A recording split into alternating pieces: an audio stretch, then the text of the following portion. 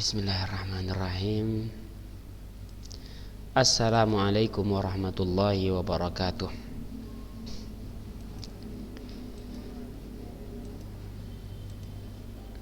Mana nih teman-teman kita yang lain ini?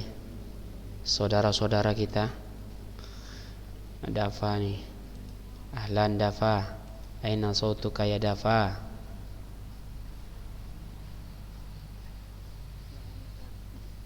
Kaifa haluka Dafa? Kaifa hal? Alhamdulillah. Videonya nggak bisa didopin?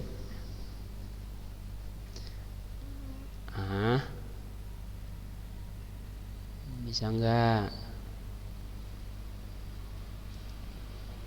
Bisa kan? Bisa. Hasto Star Video. Tayyib. Belajar kok sambil tiduran, bahaya ini kita nikah ini. La ba'sa. Apa yang dapat nanti kalau tiduran? Sedangkan duduk baik-baik rapi belum tentu dapat, apalagi sambil baring. Yang dapat apa ini? Ngayal yang dapat.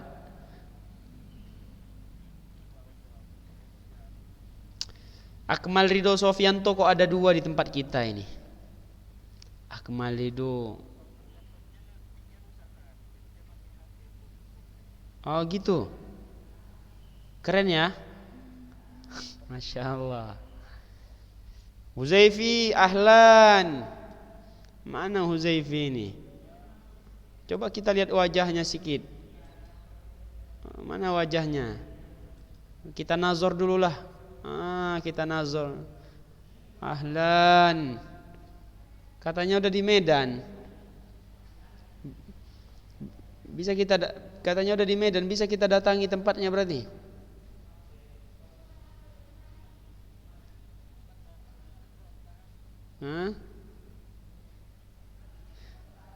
Itu apa lah yang dilakukan oleh Uzaifi ini? Gelap-gelap nggak jelas ini apa itu? Gitu. Muhammad Dafa pergi fatur siagian, masya Allah. Jadi kita udah siap lah nih ya untuk bahas kitab nikah kita semua nih. Gimana Akmal? Siap Akmal? Katanya biar bisa bicara. Ayo. Itu dia, masya Allah. Siap ya. Yunus nggak mau nikah kayaknya nih. Tengok tuh videonya aja dimatikan langsung. Udah nggak apa-apa, mau di sekolah mau di mana, asal jangan di kamar mandi nggak apa-apa. Asal jangan di atas motor juga kayak kemarin, di atas motor jangan. Tabrakan nanti. Calon-calon kepala sekolah tengok tuh duduknya udah di kantor, kalah antum semuanya nih. Gilang masih di rumah. Tengok ini, Akmal masih di rumah. Ini masih di rumah, Uzaifi. Dafa apa lagi? Tengok duduknya di kantor, di sekolah. Harap maklum semuanya, minggir. Bentar lagi dia pakai Mercy ini. Baik. Inna lillahi wa inna ilaihi raji'un. Nah, apalagi? Haruskah kita menangis? Sedih sikit. Masya Allah. Yang mau menangis silahkan, tapi jangan matikan videonya biar Ustaz lihat kayak mana nangisnya.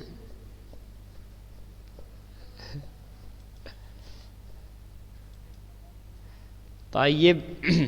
Kitabun nikah halaman berapa kemarin? Lupa nih, astagfirullah. Ini kitabnya ribet amat. 466 ya. Jangan pakai terjemahan.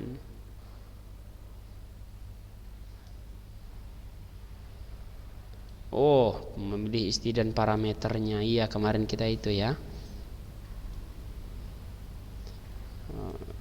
Memilih istri. Udah gampang, kalau mau pilih istri aja ustadz aja. Hah? Ustadz yang pilihin yang mana yang cocok. Kalau cocok buat ustadz, untuk ustadz dulu. Ketawa. Gawat ya. Astagfirullah. Hah? Enggak lah. Kan udah diboikot semuanya anak-anak Ulun Nuha sama antum. Ketawa Uzaifi ketawa. Ditandain Ustadz sama apa? Jangan itu, bahaya itu. Jadikan yang kedua nanti. Seharusnya sportif 291.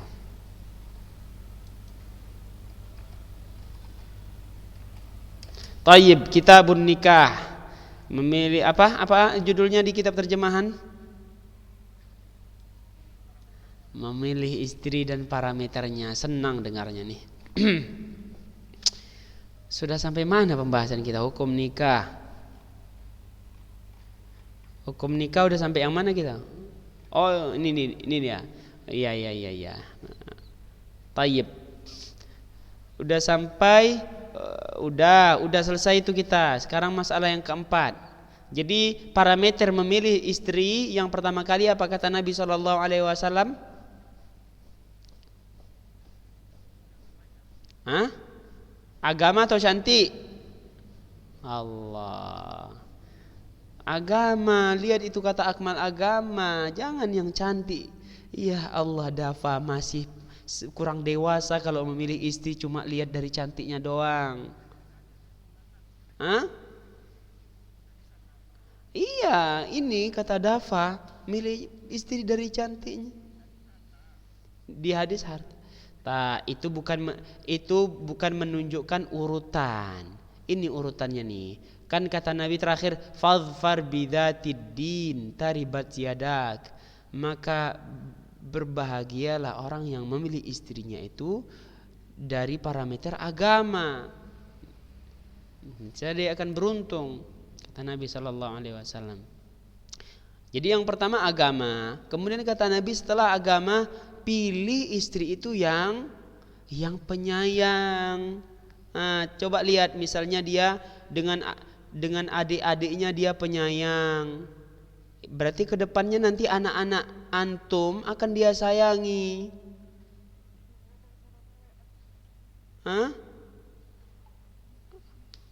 Jadi yang penyayang, usahakan cari istri yang penyayang. Lagi-lagi belum ada nih, yang cantik ini belum disebutkan Nabi. Yang penyayang usahakan. Karena kalau kita dapat istri itu penyayang, mungkin awal mula kalau dia jangan yang jelek juga ya, yang sedang. Misalnya kita dapat yang sedang lah. Lambat laun karena penyayangnya dia kepada anak kita, kita pun akhirnya luluh cinta kepadanya. Ya kan? Ya kan Zakia?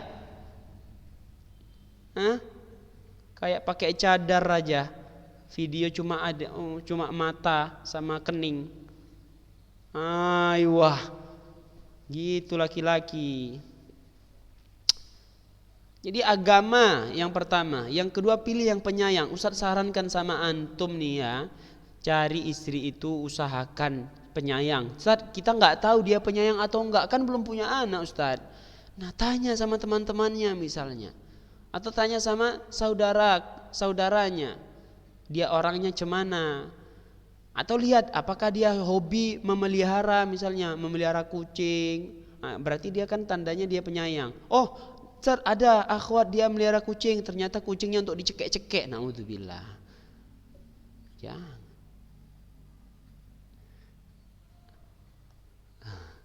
Jadi usahakan yang penyayang, karena kedepannya kita butuh seorang ibu yang penyayang kepada anak-anaknya. Karena rasa sayangnya dia berusaha untuk mengajarkan dan mendidik anaknya menjadi anak yang saleh. Ustaz, enggak ada seorang ibu yang enggak sayang anaknya, Ustaz. Salah Ustaz. Memang benar. Setiap anak pasti akan mengakui bahwasanya ibunya ibunya adalah ibu yang penyayang. Tapi ada yang memang tabiat wanita itu dia penyayang. Bukan penyayangnya, biar ajalah situ, ini anak bandel amat, nggak mau.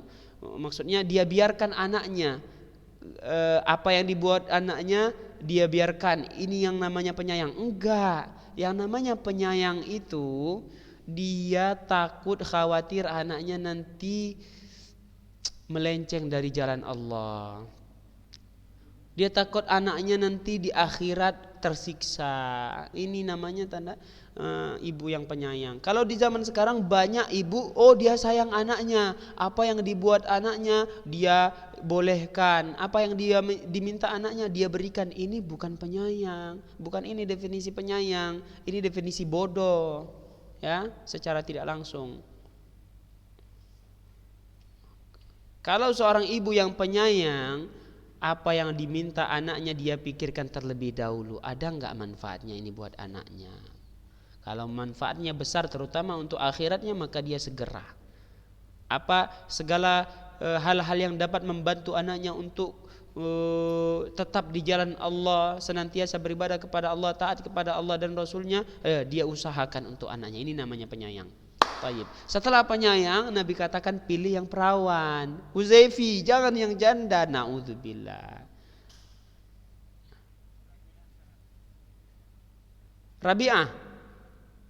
Rabi'ah itu ganteng doang, pilih istri yang janda aja. Gimana itu?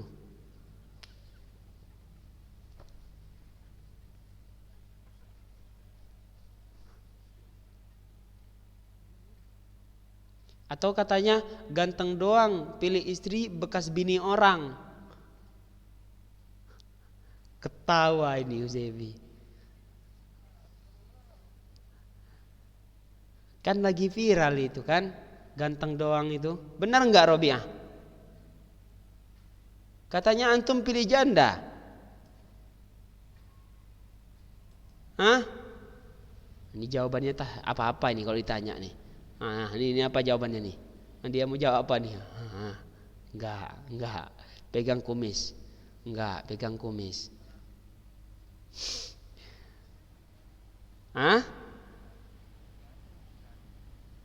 Cari pengalaman kerja pembantu aja lah. Gawat. Terus?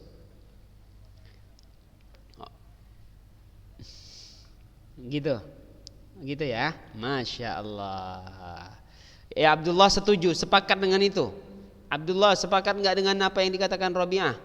Kalau jandanya mengizinkan untuk nikah lagi, kemudian jandanya kaya, kenapa tidak? Iya. Abdullah sepakat enggak tuh? Enggak tahu. Belum terjadi. Maksudnya kira-kira setuju enggak dengan statement yang dikatakan Rabi'ah itu? Jadi kalau Abdullah apa? Lebih milih janda atau perawan? Siapa itu Ammar? Mana Ammar? Mana Ammar?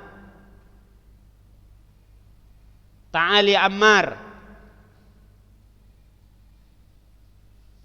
Biasanya kalau pembahasan ini Ammar semangat dia.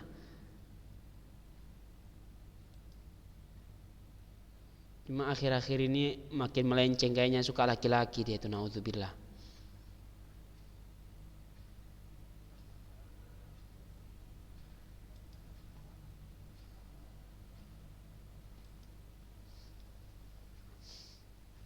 Tayyib.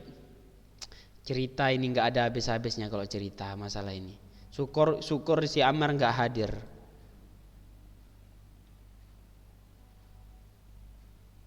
Akmal gimana? Kira-kira setuju enggak dengan pendapat Rabi'ah?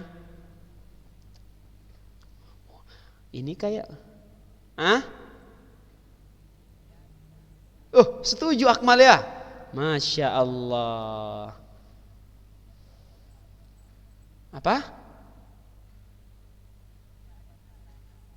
Oh gitu. Ada maslahat ya. Masya Allah. Tayyib, bagus. Alhamdulillah. Kalau memang seperti itu, semoga yang berharap seperti itu dapat yang dia harapkan. Naam, kita masuk ke masalah yang keempat. Min ahkamil khitbah wa adabiyah. Hukum-hukum melamar serta adab-adabnya. Al-khitbah, apa yang dimaksud dengan al-khitbah? Hiya izharur raghbati fi zawaj bimra'atin muayyanah. Memperjelas keinginannya untuk menikah kepada wanita tertentu. Wa i'lamu waliha bidzalik. Nih, dengar, ini maksud mengkhitbah, melamar. Ustaz jelaskan sama orang-orang muda milenial ini, pemuda-pemuda milenial ini. Melamar itu bukan di chat aku melamarmu, atau telepon, vikol, aku melamarmu. Enggak.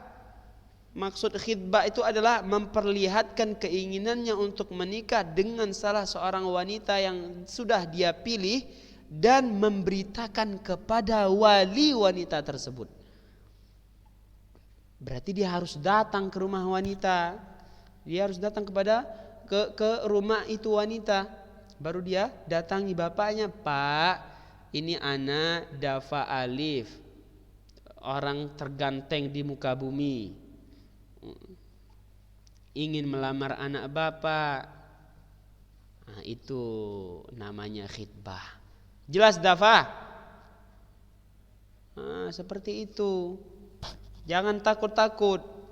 Ini enggak membawa wanita dari rumahnya di depan gang, berani. Ketika datang ke rumahnya enggak berani. Nah, Gilang ketawa terus dia membahas ini. Baik. Astaghfirullah. Loncat dari jendela enggak? Baik. Kalau udah paham apa itu makna melamar, mengkhitbah, kita kembali ke hukum. Wa min ahkamil khitbah wa adabiha. Dan yang termasuk hukum khitbah serta adab-adabnya, yang pertama adalah tahrumu khitbatul muslim ala khitbati akhihi alladhi ujiba li talabihi walau ta'ridan wa alima tsani bi ijabatil awwal liqaulihi sallallahu alaihi wasallam la yakhtubu ar-rajulu ala khitbati akhihi hatta yankiha aw yatruk wa dzalika lima fit taqaddumi lil khitbati minal ifsadi 'alal awwal wa iqa'il adawah. Ini yang sering terjadi juga di zaman sekarang ini. Yang pertama, haram melamar wanita yang telah dilamar oleh saudaranya. Jangan nikung. Udah dilamar saudaranya, datang dia melamar juga. Khususnya ketika kapan kita tidak boleh nikung? Ketika lamaran seseorang itu sudah diterima, meskipun hanya dengan ada isyarat-isyarat bahwa lamarannya itu diterima. Dengan cara apa? Iya, silahkan datang ke rumah misalnya. Ini kan tanda-tanda. Itu yang pertama, dengan kondisi bahwa lamaran yang pertama ini sudah diterima. Dan alimatsani bi ijabatil awal, orang kedua ini yang mau melamar tahu dengan jawaban, dengan hasil lamaran orang pertama. Dia tahu bahwasanya lamarannya udah ada tanda-tanda diterima. Kalau seperti itu, maka lamaran seorang muslim yang kedua ini enggak boleh, haram. Sebagaimana sabda Nabi sallallahu alaihi wasallam, la yakhtubur rajulu ala khitbati akhihi hatta yankiha aw yatruk. Enggak boleh seorang melamar lamaran saudaranya sehingga dia menikah, atau kalau tidak dia tinggalkan lamarannya tersebut, enggak jadi, gatot misalnya lamarannya. Maka kalau kita tahu ternyata fulan dengan fulana sudah gatot, maka kita untuk datang melamar ini diperbolehkan. Tapi kalau ternyata sedang proses, maka nggak boleh Rabi'ah masuk ke lamarannya si Dafa, nggak boleh. Atau sebaliknya, Dafa masuk ke lamarannya si Rabi'ah. Kenapa seperti itu? Karena yang demikian tersebut bisa merusak proses yang terjadi lamaran saudaranya yang pertama, bisa merusak. Yang tadinya kan ini seorang wanita sudah mulai condong ini sama laki-laki ini, tahunya datang masuk lamaran Rabi'ah. Aduh, Rabi'ah ajalah, dia lebih ada kumis katanya. Jadi dengan seperti itu akhirnya Dafa pun nangis, nggak berhasil.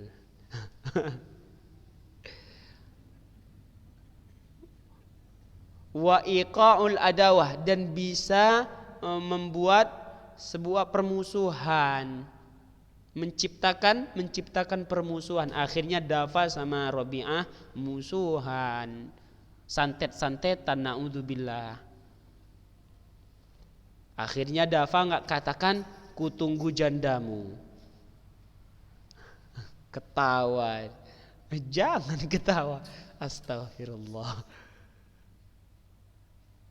Banyak nggak itu terjadi? Ustadz ada dengar cerita loh. Ustadz ada dengar cerita. Ini kenyataan di antara ikhwan, orang-orang Medan juga. Orang Medan adalah orangnya, ada orangnya. Ini wanita, perhatikan, ini wanita sudah dikhidbah sama orang. Wanita ini nerima pula. Ternyata ketika dilihat histori wanita tersebut, dia punya mantan. Tapi dia terima ini lamaran laki-laki yang datang. Akhirnya mereka menikah. Cuma seminggu pernikahan mereka, dan dengar-dengar cerita belum diapa-apain tuh wanita. Akhirnya cerai mereka. Ternyata usut punya usut, ini wanita ada buat status di medsos dengan emot nangis. Datanglah mantannya ngechat, kenapa? Akhirnya ditanggapi, ujung-ujungnya salah satu penyebab perceraiannya dengan yang laki-laki yang sudah dia nikahi yang seminggu itu, ini datangnya ikhwan merespon status wanita. Akhirnya mereka yang menikah akhirnya. Kasihan itu laki-laki hanya seminggu. Na'udzubillah, ini terjadi dan Ustadz kenal orangnya. Dua-dua lakinya Ustadz kenal. Dan yang menceritakan dengan Ustadz orangnya sikoh. Jadi nggak boleh. Kalau memang itu wanita sudah dinikahi, jangan antum ganggu-ganggu lagi. Yang wanita juga kalau udah menikah, yang namanya mantan hantu belahu itu jangan ditanggapi. Jangan gatal kali tuh kayak Robi'ah, jangan gatal kali. Yang laki-laki ataupun yang perempuan jangan gatal kali. Panuan tah gatal-gatal panuan Ustaz rasa itu. Ya na'udzubillah, semoga itu enggak terjadi lagi. Jangan seperti itu akan menciptakan permusuhan antara sesama kaum muslimin.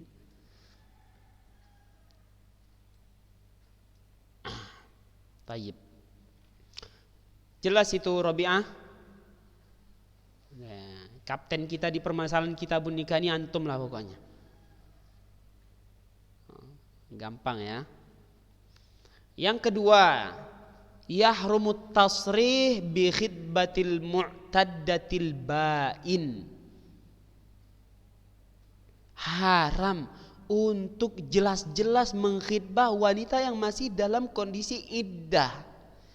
Iddahnya ini iddah yang tidak bisa lagi rujuk sama suaminya. Sudah talak terakhir, talak 3. Enggak boleh bagi laki-laki untuk memperjelas bahwasanya dia mau mengkhidbah ini wanita. Loh, kenapa Ustaz enggak boleh? Ini kan sudah dicerai oleh istrinya. Enggak boleh, salah satu hikmahnya karena nanti bisa-bisa wanita ini buru-buru menghabiskan iddahnya. Gak sabar lagi nih, udah ada laki-laki ganteng standby nunggu dia ini. Gak boleh. Firman Allah Ta'ala, wala junaha alaikum fima arradtum bihi min khitbatin nisa. Dan tidak mengapa jika kalian hanya sekedar ta'rid saja, ada mengarah-arah untuk mengkhitbah, enggak masalah. Tapi memperjelas bahwa dia ingin melamar enggak boleh. Jelas-jelas saya akan melamar Adinda. Duhai Adinda, saya akan melamarmu. Enggak boleh ini. Mengarah-arah mau mengelamar, bisa dah nih kita lamar nanti, enggak masalah. Fayajuzu lahu at-ta'rid, maka boleh baginya at-ta'rid. Apa itu at-ta'rid? Ka'an yaqul waditu an yuyassirallahu li imra'atan salihah. Saya ingin Allah permudah bagiku wanita salihah. Ini dia cerita bahwasanya dia mengarah arah kepada wanita salihah seakan-akan wanita yang sedang di masa iddah tersebut, seperti itu. Atau dia katakan inni uridu zawaj, saya mau nikah nih. Di hadapan wanita yang sedang di masa iddah. Ini enggak masalah. Kalau seperti ini masih enggak masalah, tapi saya mau melamar kamu. Saya mau melamar kamu nanti, ini enggak boleh. Fanafyul haraji 'anil mu'arrid bil khitbah yadullu ala adami jawazit tasrih. Maka tidak ada masalah ketika menta'rid untuk melamar seseorang. Ini sebagai bukti tidak boleh memperjelas niat untuk menikahi atau melamar. Faqad yahmilu hal hirsu 'ala zawaj 'ala al-ikhbar binqida'i iddatiha qabla inqida'iyah. Karena ini seperti yang kita katakan tadi, bisa saja wanita ini terbawa semangat untuk menikah, akhirnya dia kabarkan bahwasanya iddahnya sudah selesai.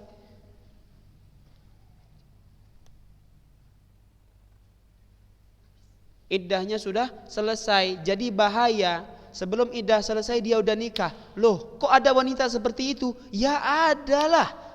Orang dia sudah nggak sabar, berapa bulan dia tunggu masa iddahnya nggak selesai-selesai, berapa bulan dia sudah puasa, nggak ada laki-laki yang bersamanya, dia butuh kehangatan misalnya. Jadi bahaya. Perhatikan.